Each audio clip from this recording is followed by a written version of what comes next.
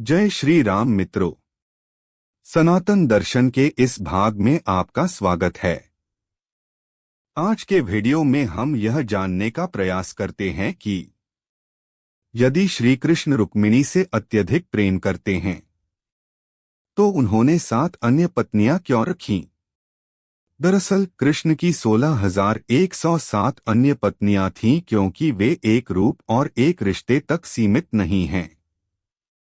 कृष्ण और उनकी पत्नियों के वृत्तांत श्रीमद्भागवत में पाए जाते हैं। श्रीमद्भागवत में 12 स्कंध हैं और जो मुख्य रूप से कृष्ण से संबंधित हैं वे 10वें स्कंध में हैं। श्रीमद्भागवतम को लिखे जाने के क्रम में एक समय में एक स्कंध का अध्ययन करना सबसे अच्छा है। मुद्रण और इंटरनेट के चमत्कार से सीधे 10वें सर्ग तक जाना संभव हो जाता है, लेकिन ऐसा करने से भ्रम पैदा हो सकता है।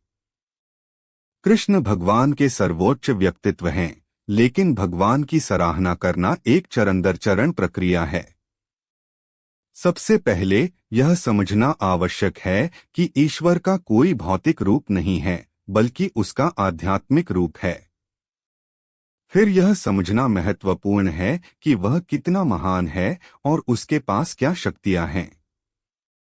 वह अकल्पनीय है और उसके पास अकल्पनीय शक्तियां हैं, लेकिन हम उन्हें बहुत सीमित सीमा तक ही समझ सकते हैं।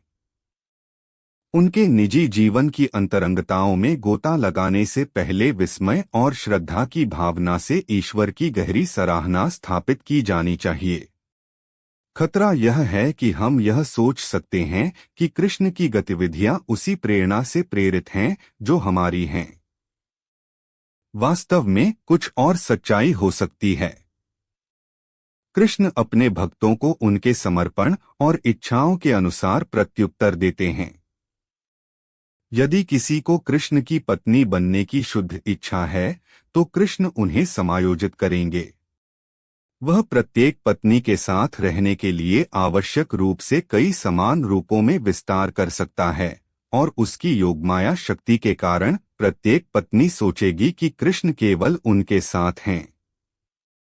कृष्ण निश्चित रूप से अपनी कई पत्नियों के साथ का आनंद लेते हैं, लेकिन यह शारीरिक या मानसिक आकर्षण नहीं है। कृष्ण शुद्ध आध्यात्मिक प्रेम के मंच से अपने भक्तों द्वारा व्यक्त प्रेमपूर्ण भक्ति भावनाओं का आनंद लेते हैं। इस प्रेम की अभिव्यक्ति को मोटे तौर पर 4 अलग-अलग श्रेणियों में बांटा जा सकता है। एक नौकर के रूप में दास्य, एक मित्र के रूप में सख्य, माता-पिता के रूप में वात्सल्य या एक पत्नी प्रेमिका माधुर्य के रूप में। दुनिया के विभिन्न धर्मों में प्राथमिक ध्यान हमारे सेवक होने और भगवान के स्वामी होने के बीच के रिश्ते पर है। हम इस दुनिया में आश्रित और कमजोर हैं, इसलिए अपने से बड़े किसी व्यक्ति का आश्रय लेना स्वाभाविक है। हम महसूस कर सकते हैं कि ईश्वर हमारे लिए एक मित्र की तरह है क्योंकि वह है, लेकिन वह अभी भी एक मित्रवत स्वामी है और कुछ सीमाएं हैं जिन्हें हमें पार नहीं करना चाहिए। सनातन धर्म इसे कवर करता है, लेकिन इससे भी आगे जाता है। मित्रों के स्तर पर कृष्ण से मित्रता की गुंजाइश है। हम कृष्ण के साथ मजाक कर सकते हैं, उन्हें चिढ़ा सकते हैं और उनके साथ चालें खेल सकते हैं।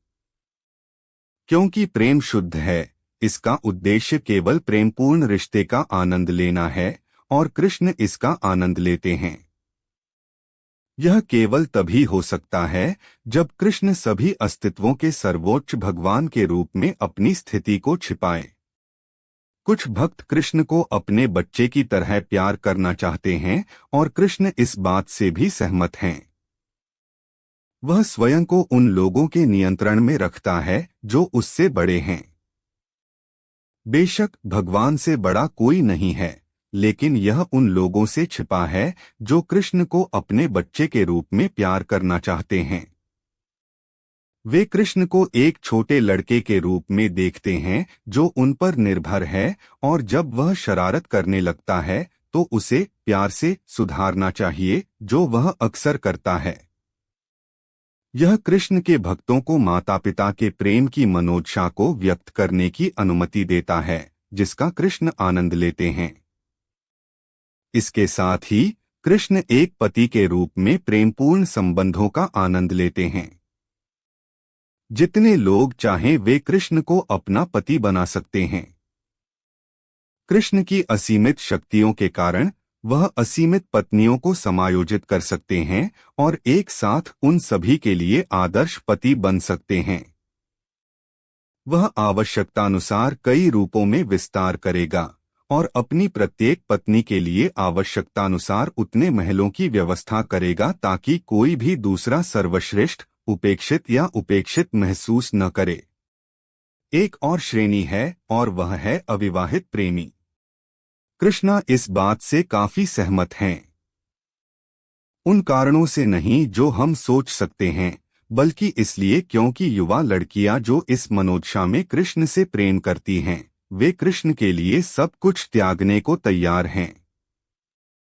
वे विवाहेतर संबंध के लिए समाज और अपने परिवारों द्वारा निंदा किए जाने को तैयार हैं। वे यह स्वीकार करने के लिए तैयार हैं कि कृष्ण उनसे कभी शादी नहीं करेंगे। वे स्वीकार करते हैं कि वे सार्वजनिक रूप से कृष्ण के पास नहीं जा सकते और उनके साथ नहीं रह सकते।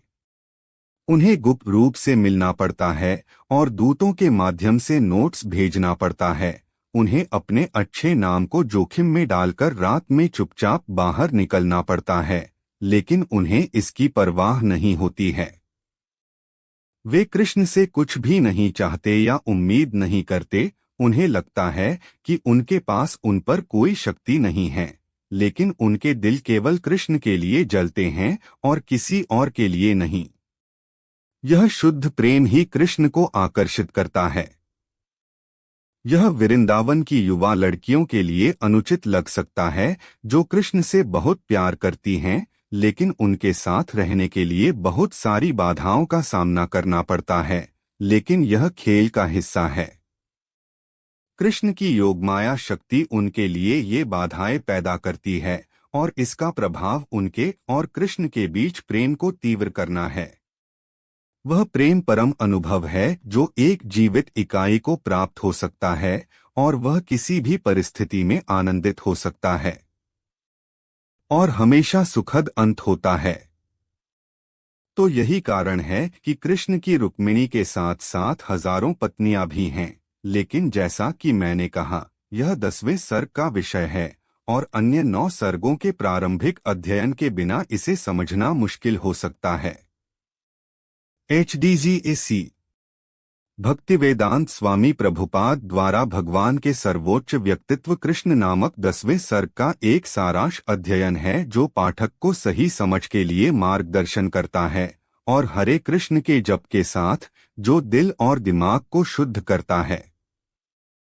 पहले 9 सर्गों में हजारों ग्रंथों के वर्षों के अध्ययन से बचने के लिए व्यावहारिक समाधान, लेकिन उन्हें नजरअंदाज नहीं किया जाना चाहिए क्योंकि वे सभी समय के सबसे महान रहस्य भगवान में आकर्षक अंतर्दृष्टि प्रदान करते हैं।